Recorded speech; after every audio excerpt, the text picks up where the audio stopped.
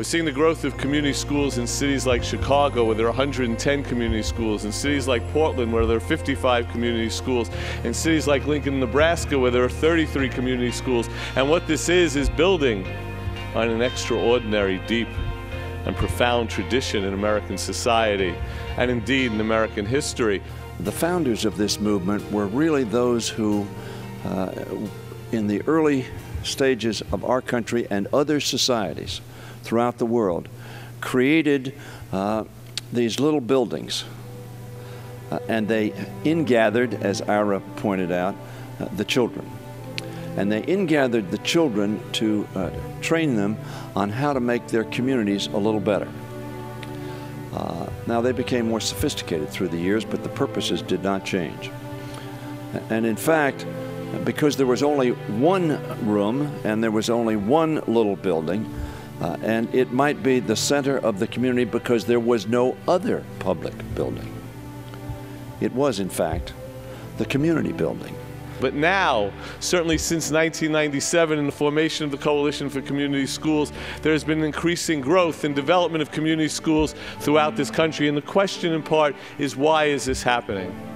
It's happening because there is the understanding, the deep understanding, that for young people to succeed requires more, as Dewey and Adams knew, than a school open 9 to 3 or 8 to 2.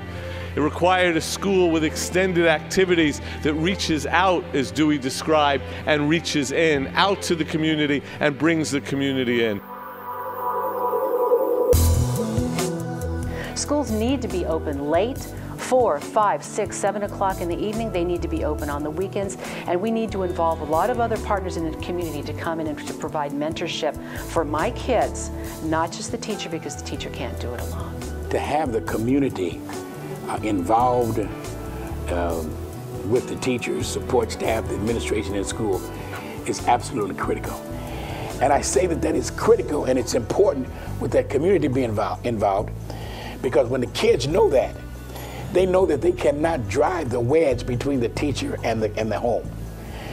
It helps to improve student achievement. It helps to improve discipline.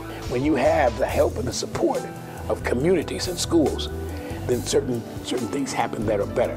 What does it offer for me as a parent? It offers an opportunity for my child to be involved in not only academic endeavors, but the kind of endeavors that really broaden their horizons, open up opportunities for them to be involved in arts and recreation and music and community service.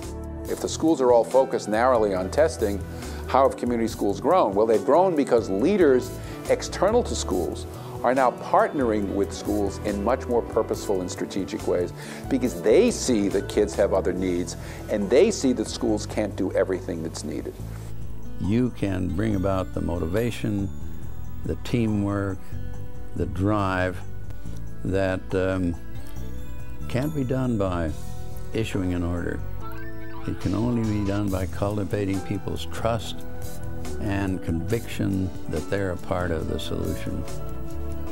This is, of course, back to the basis of democratic functioning, we the people. But it's very easy to get away from that idea of we the people to we the establishment. So community schools are crucial for fulfilling the democratic promise of America for all Americans, and in fact for fulfilling the promise to young people that all young people can have a fair chance to succeed, to develop, to grow, and to live productive and happy lives. It will be a canvas full of possibilities.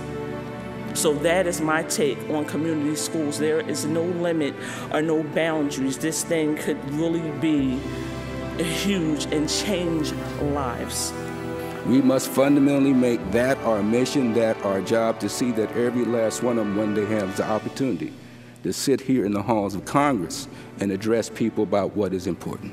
Back at home, that the children who you serve each and every day deserves the best that we have to offer, the most that we can give them, and that they will excel and exceed to heights and levels that we never even expected. So as I say, my grandmother's smiling down on me today, because I was a young man that they would say never would have amounted to much. I sit here today very proud to be able to say to you that what you're doing will make significant difference in the lives of young people across this country. Do not focus on you. Focus on the children. And if that is our focus, then partnership will not only be possible, but it will be successful. Thank you for all you do. America is a better place for what you do. Thank you very much.